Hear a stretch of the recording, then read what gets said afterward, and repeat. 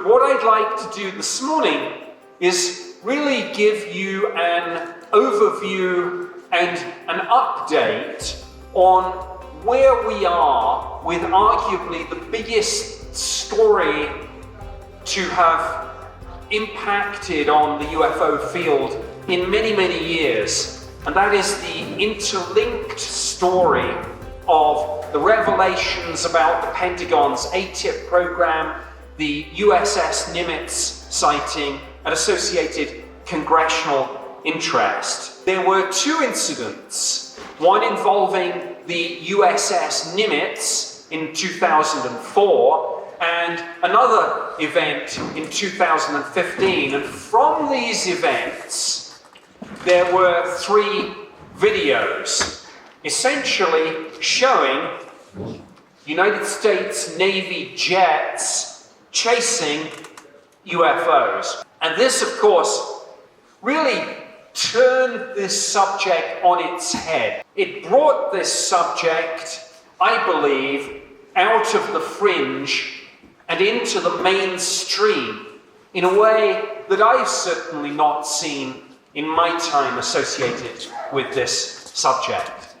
I mean, I think a couple of years ago, if you'd said to people, I'm going to a UFO conference, they would have said, hey, that's a bit crazy. Maybe some people still say that, but now they're more likely to say, oh yeah, I saw something about that on the news last night, or I saw this senator talk about a classified briefing. We'll get onto that in a minute. You can perhaps draw some comfort in the fact that 2 years ago, you might have been regarded by other family members, work colleagues, friends as those crazy people who go to UFO conferences. Now, you can console yourselves with the fact that you were the people who were right. 2 years ago, if you had asked, as a journalist, if you'd asked the United States government, what's your line on UFOs? They would have told you two things. Number one, this subject is of no interest to the United States government.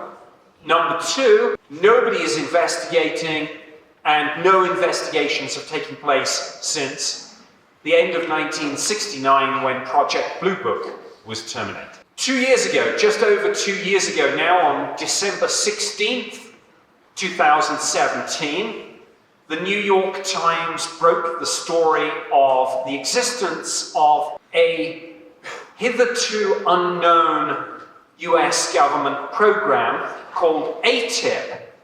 And AATIP stands for Advanced Aerospace Threat Identification Program. Of course, very clever. A lot of people had been making Freedom of Information Act requests to various government agencies asking about UFOs. Some people had even thought to ask about UAPs, Unidentified Aerial Phenomena, which is a term that we popularized in the British Ministry of Defence in the 1990s. And most of these Freedom of Information Act requests either turned up nothing, or they turned up historical documents that had been in the public domain for years. AATIP seems to have been a program looking at all this, but cleverly avoiding using phrases like UFO and UAP in the title. Advanced Aerospace Threat Identification Program. And as we'll hear in a little while, the line was that this was about next generation aviation threats to the United States. The reality, as we'll see, was somewhat different. One interesting thing about AATIP was that AATIP was carried out for the government. The agency that owned the program was the Defense Intelligence Agency. But the work of AATIP was actually done through a contract, somewhat confusingly called ORSAT. And that contract was placed with Bigalow Aerospace. Now, of course, all the people involved in this, you've seen one or two of them on TV, maybe making some statements about this, but bear in mind that all these people are bound by their secrecy oaths. They can't disclose classified information. They're tied up with non-disclosure agreements, but sometimes people will find a way to tell you something without telling you it. They'll find a way to drop a hint. And this is one of the logos of Bigalow Aerospace, who undertook a lot of this UFO work for the British government, for the US government, pardon me. Ever think anyone's trying to drop you a little hint as to what we might be dealing with here? So I just want to, before I come on to those slides, I just want to go back to, if you haven't watched these videos, just go onto YouTube and put US Navy UFO chase or something like that, Nimitz UFO incident. It'll come up and you'll hear the pilots kind of getting excited and talking to each other, shouting out, "Look at that thing, dude, look at it go, what is that?" And David Fravor, who's one of the pilots involved in one of the incidents, has gone on the record. It's a great quote. He said, "I don't know what it was, but I sure as heck want to fly one." And when someone who flies a US Navy F-18 Super Hornet as his day job tells you that this thing, whatever it was, left him for standing and he wants to fly one, you better pay attention. So, and the other point about these videos, and we'll come on in a minute to the 6 possible explanations for what we're looking at here. But before we get to the 6 possible answers, I want to make it clear, maybe for those of you that don't know the story in great detail, that this isn't just one video or one pilot or one intelligence officer. It's a whole bunch of different people. It's the former Senate Majority Leader Harry Reid, who was instrumental in setting up this program in the first place. It's Luis Elizondo, the retired DIA official who did a lot of the legwork on the AATIP program. It's Robert Bigalow, whose company Bigalow Aerospace has contracts not just with DOD, DIA, but with NASA, a very deeply connected individual. It's multiple pilots, multiple radar operators. It's even the company that operates and builds the forward-looking infrared camera on which this was recorded. So when you're looking at UFO cases, if you've just got a single individual telling a story, you might ask yourself quite rightly, where's the corroborative evidence? But where you've got multiple pilots, radar operators, intelligence officers, government contractors, and political insiders, all telling you the same thing, then that, I would suggest, is worthy of our attention, whatever it turns out that we're dealing with here. These are taken from various media articles in publications like the New York Times, the Washington Post, Politico, and The Hill. The sorts of publications that up until 2 years ago, you could not have got this subject even discussed in. Or if it was discussed, it was discussed with ridicule and disbelief.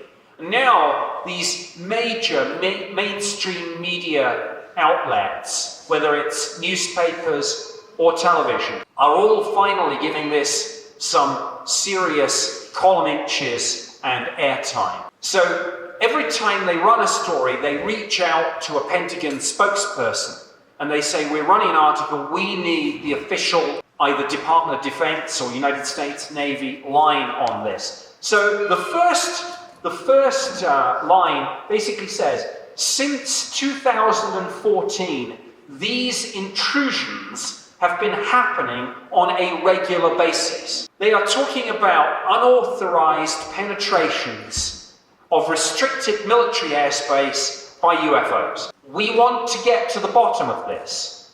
We need to determine who's doing it, where it's coming from, and what their intention is. We need to try to find ways to prevent it from happening again. These are not, as I say, ufologists speaking. This is spokespeople for the United States Navy, the DoD, reading this into the record in some of the most respected news media outlets in the country. There is a lot of controversy about what AATIP did and didn't do. That controversy, as we'll see, comes from official attempts to spin the program as being about next generation aviation threats. If I say to you, there's a secret government program looking at next generation aviation threats, you'll probably say, well, good. We need to know what Russia and China are up to. And absolutely, we know, as a matter of fact, that there are all sorts of people in the United States Air Force, other branches of the military, intelligence agencies, doing precisely that, trying to figure out what Russia and China and some others are up to. What have they got in their drawing board? Because you can't just wave a magic wand and have your next generation aircraft. It takes years and years to design, procure, build, test, fly, and then roll out operationally. So we do need to know what Russia, China, and others, what their intentions and capabilities are, maybe 20, 30, 40 years into the future. And absolutely, yes, there are people doing that. But AATIP seemed to do more than that. And indeed, Harry Reid and Lou Elizondo and many of the other people involved in the program said that's all they did.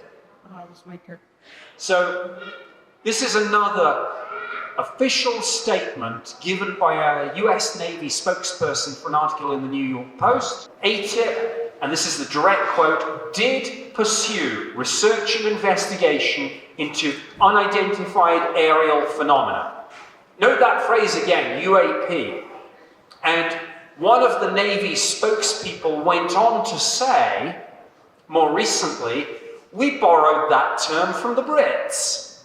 And yeah, absolutely, we were using it in the early 90s. The reason we dropped the term UFO and replaced it with the term UAP, it was three reasons. Firstly, it's a little bit sneaky, but as I alluded to earlier, it made it more difficult for journalists and UFO researchers to come after us. No, we haven't got anything on UFOs. No, got plenty on UAP, but you didn't ask that. We are not allowed, I know this sounds funny, people think governments lie all the time. They really don't. They might sometimes, very occasionally, not often. You're not allowed, or we weren't, not allowed to tell a lie, but you can kind of convey a message in a subtle way.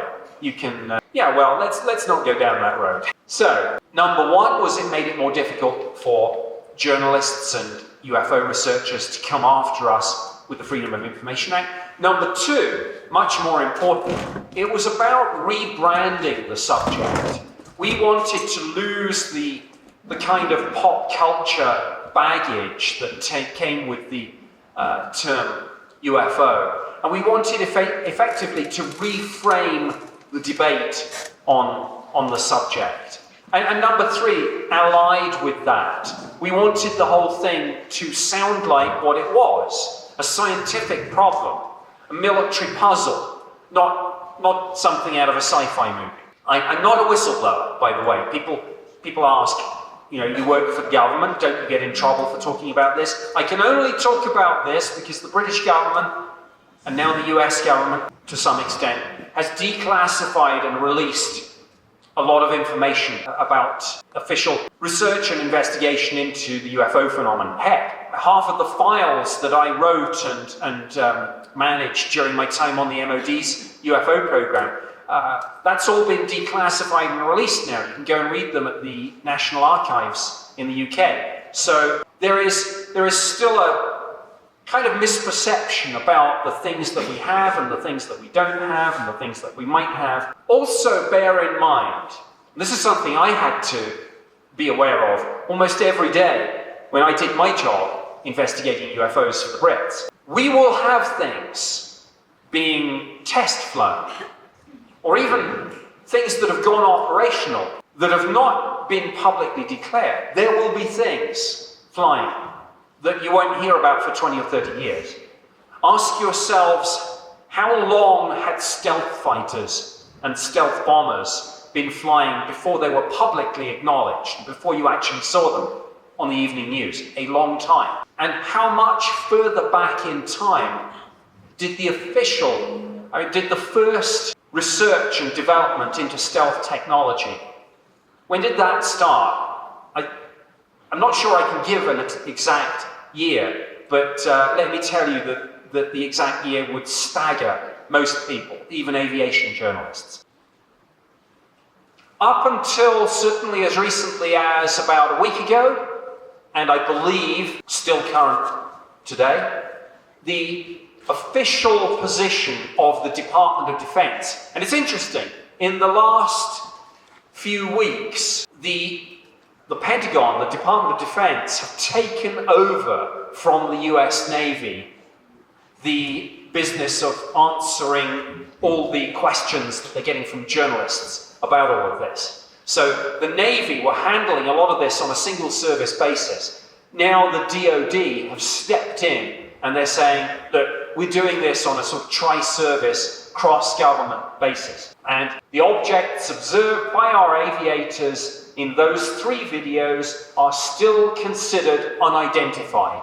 That is an official DoD position statement. So, thinking back to those 6 theories, fine, but whether this is very cleverly worded, and actually, if you look carefully, in their statement, the word unidentified is itself in quotation marks, which is interesting. It may mean something, it may mean nothing, I don't know. But I've done this kind of job for the British government where you write lines for the press office and they have to be truthful, but they don't necessarily lead people to the absolute truth. So, the official position of the DoD is still that these things are unidentified.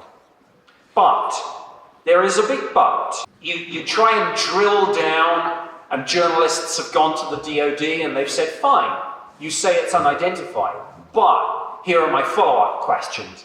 And the Times are across this, the Post, the specialist aviation and military journals, and then you get statements like this, and again, with apologies, I'm going to read this onto the record. The Navy has not publicly released characterizations or descriptions, nor released any hypothesis or conclusions in reference to any reported sightings/observations. As the investigation of UAP sightings is ongoing, we will not discuss individual sighting reports/observations. We will not speculate on what these objects may or may not be. And just to wind it back, you may recall that in April of last year, the Navy announced that they had issued guidance to pilots and indeed all their military personnel on what to do if they encountered UAP, UFO, whatever phrase we're comfortable using. Again, they went onto the record and officially confirmed, yes, we've issued guidance to our people, what to do if we encounter these things. And then, of course, the follow-up question from the press was, well, what does the guidance say? Not telling you. It's classified. Not even a redacted version. Not a single word of that official guidance has been released. All that they have said is, yes, we have instructed our people on what to do when we encounter them, but the media and the public have no idea what those instructions actually say. This is a phrase that I've used in my last few media interviews about all this, because it's very clear. 2 things. Firstly, as I just said, the official position of the US government is that this is still unidentified, in quotation marks. The second position, that long one I just showed, is, well, investigations are still going on, so we're not going to speculate, we're not going to discuss the hypotheses. Fine. But let me tell you one thing. As somebody who spent 21 years in government, where much of my job, not on just UFOs, but on anything, Kosovo, Iraq, doesn't matter, everything. At the heart of what I did for much of my 21-year government career, a lot of what I did, a lot of what most people do, whether they they're civilian, military, intelligence community. If you're in that system, a lot of what you do is briefing. All the time. Written briefs, oral briefs, but you're briefing up the chain of command. Because somewhere at the top, you've got the Secretary of State for Defense, you've got the Chair of the Joint Chiefs, you've got the individual single service chiefs, all those people, and they want to know what's going on. And some mid-level bureaucrat like me has to do that horrendous deer in the headlights job of going into a room full of all these kind of 1, 2, 3-star officers and briefing them. And let me tell you this, you go into a briefing like that with the president, and we'll talk about the president in a minute, chair of the Joint Chiefs, you go in on the Nimitz UFO, for example, and POTUS says to you, okay, begin the brief. And you say, Mr. President, we don't know what we're dealing with. They're unidentified. And you sit back down again. How do you think that's going to go down? Not very well. Everyone at that level, whether it's POTUS, whether it's the service chiefs, whoever it is, they're going to say, fine. I get that these things are unidentified. But what is your best current assessment? So you, as a briefer, you have to go into the brief anticipating those follow-up questions and ready to answer them. And going back to those 6 theories, you have to be prepared to unpack them. You will not be the first person to have thought of those 6 theories. Whoever you're briefing will probably, because they're in the system, have those 6 theories in their minds too, and they will run through them. And they'll ask, well, hang on a minute, you say it's unidentified, but could it be Russia? Could it be China? And you have to speak to that. You have to say, well, Mr. President, here is the current level that we assess Russian aviation technology is at. And it's binary. It's a binary thing. Either they can or can't do it. But you have to be ready for that question. So, the real question, the question that the US government, of course, won't answer, is even if you accept it's a true statement that these UFOs remain unidentified, what is your best current assessment? There will be one. There will be one because there has to be one. And that question, it's not being asked enough, and on the couple of occasions it has been asked, of course, they won't answer it. They won't answer it because they can't answer it. It would kind of disclose, if not the actual solution, but the most likely solution. This story is unfolding almost on a week-by-week basis. There's a new twist in the tale, a new development, a new revelation, a new witness comes forward, whatever it may be. One of the most interesting recent twists in this story was that somebody put a Freedom of Information Act request into the Office of Naval Intelligence. And ONI, they were asking for any information held about the 2004 USS Nimitz UFO incident. And ONI came back with this statement that we have, quote, discovered certain briefing slides that are classified top secret. They're not releasable, of course. In a sense, that's not the point. The point is that they exist. And the reason they exist is because you don't just go in to brief the president and say, Mr. President, we don't know. End of brief. You will never brief again if that's your brief. Sure, as a briefer, you have to be very, very clear when you segue from what you know to what you think. And I don't know, I've spoken to a few people here in the course of the weekend. I think there are some retired military here. If there are, you know what I mean. You, as a briefer, whether you're military or intelligence, wherever you sit, you start off with, this is what we know, but at some point you have to move into, not least because you will be asked, well, what do you think? What are the most likely scenarios? Is Russia more or less likely than China? Is the extraterrestrial hypothesis, has that been taken off the table? I say about those 6 theories, one interesting question would be, have any of them, even if you haven't formally come to a conclusion about which one you're dealing with, have any of those 6 been definitively ruled out? So sometimes you need to flip the question and ask it the other way around. Not what is it, but what isn't it? Has any of this been taken off the table? Let's just remind ourselves, by the way, what the definition in government terms of top secret information is. Top secret information is information the disclosure of which would cause exceptionally grave damage to the national security of the United States. We use a very similar definition in the UK. Definitions sometimes vary, but they usually contain phrases like exceptionally grave damage or catastrophic damage to the national interest. So this is not just, well, you know, it might be Russia, it might be China. It's top secret information is a pretty big thing. And also, the official position of the Navy and the DoD has been that the 3 videos that we've seen are unclassified. There is a debate about the circumstances in which they were released to the media and then the public. The debate has still not entirely been resolved. There is a suggestion that the office in the DoD that handles public release maybe missed a step in the process, but whether or not that's the case, the official position of the US government is that 3 videos that you see most evenings on the evening news and in TV shows like Ancient Aliens, those videos are unclassified.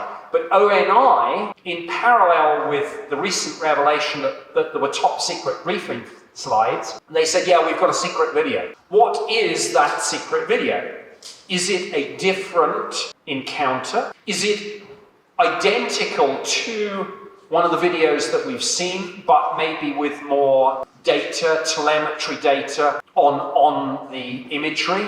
And of course, there are good reasons for classifying that sort of material. Somebody asked, what length is the video? And the answer came back, it's the same length as one of the other 3 videos. So that, to me, is a suggestion that it's not a separate incident, but it's maybe clearer imagery, or, as I mentioned, imagery with more telemetry data. And interestingly, when somebody asked, nobody asked, or if they did, they didn't get the answer about who owns the information.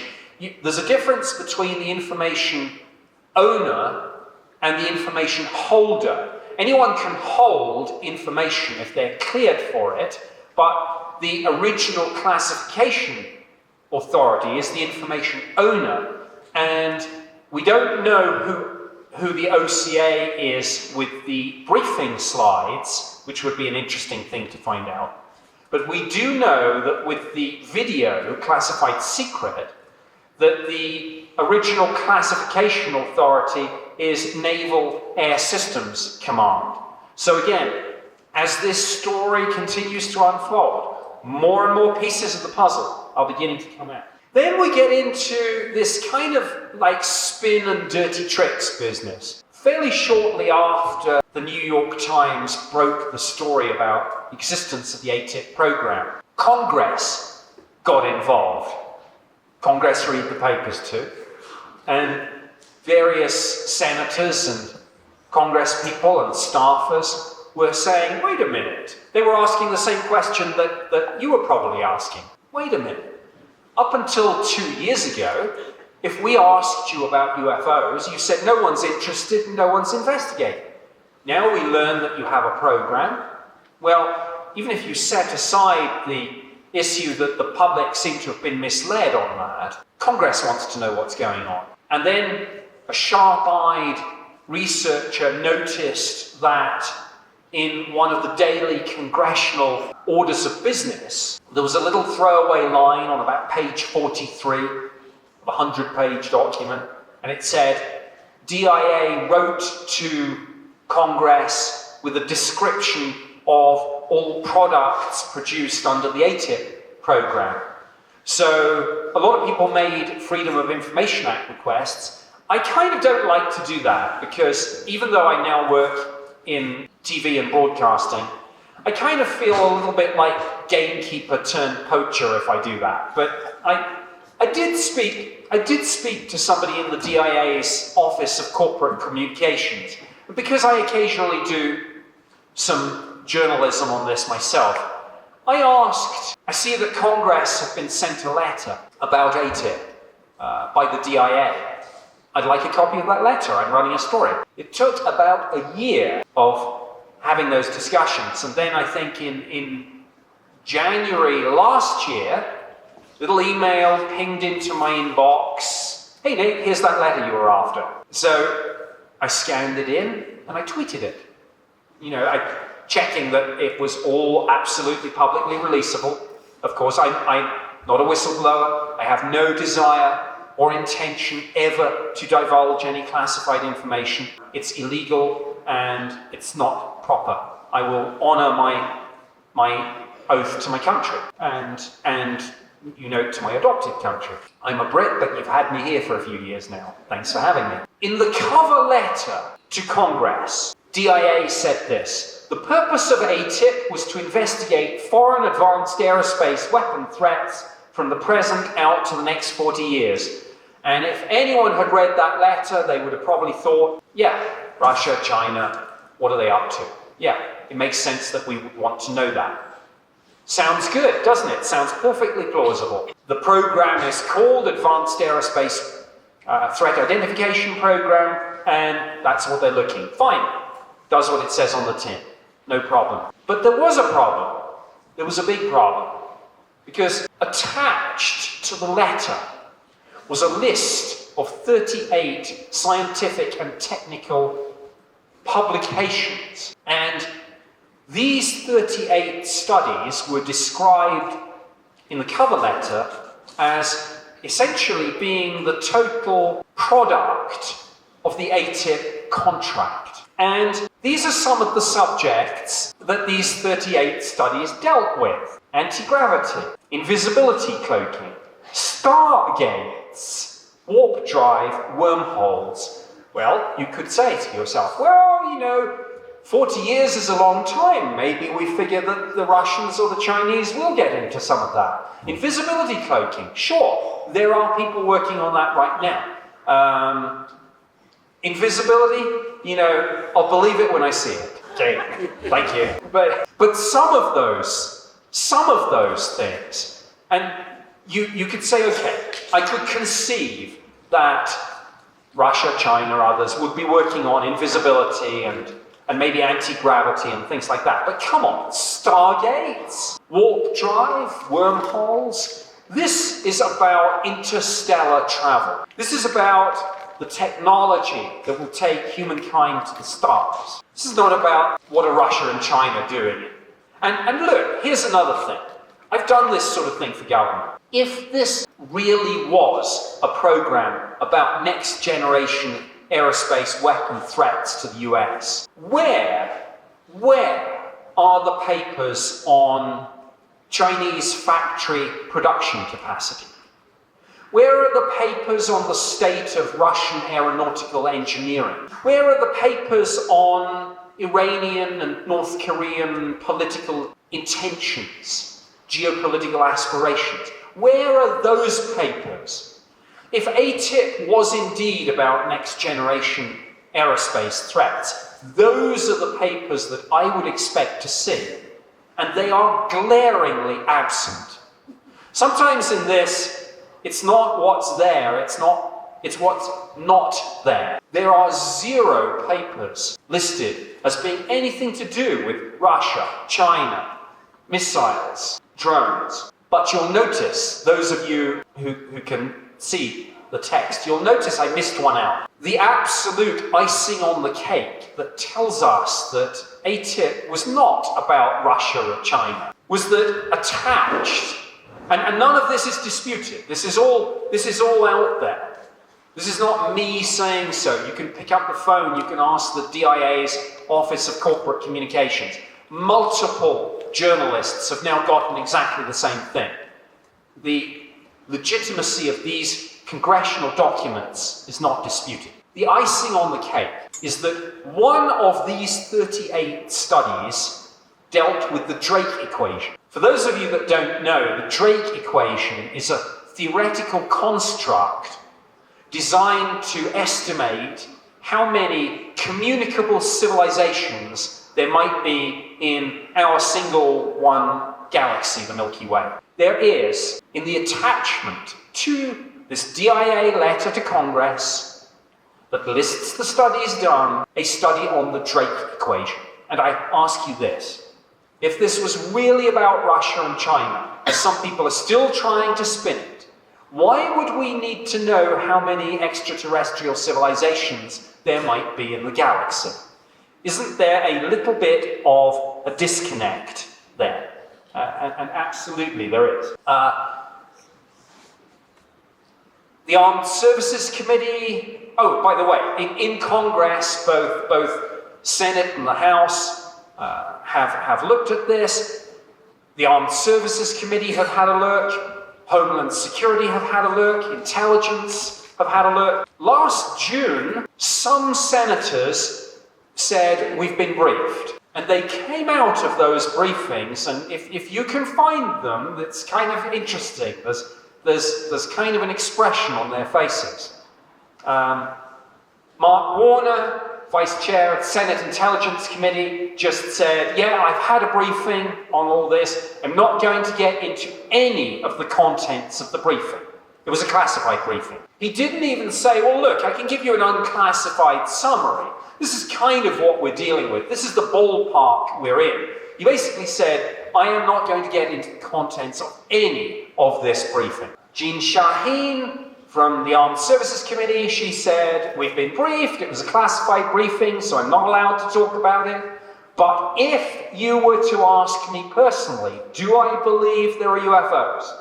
I think there are events that have happened that have not been explained adequately. She's going probably just about as far as she can go there. The president's been briefed. You've probably seen he's done 2 interviews on this. Previously, sitting presidents don't get into this. And if they ever are asked about it, they'll make a joke about a sci-fi movie and move on. President Trump has given 2 interviews where he was asked about this in an absolutely straight down the line way, and he replied in an absolutely down the line answer. And he said, he's made no... His bottom line is that he says he's skeptical, but here we have direct quote from one of the interviews. I think our great pilots would know, and some of them really see things that are a little bit different than in the past.